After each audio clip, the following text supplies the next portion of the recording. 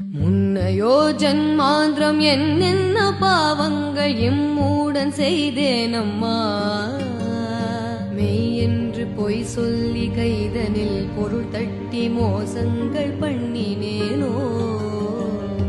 என்னமோ தெரியாது இக்ஷணம் தன்னிலே இக்கட்டு வந்ததம்மா. ஏழை நான் செய்த பிழை தாய் பொறுத்தருள் தந்து என் கவலை தீருமம்மா.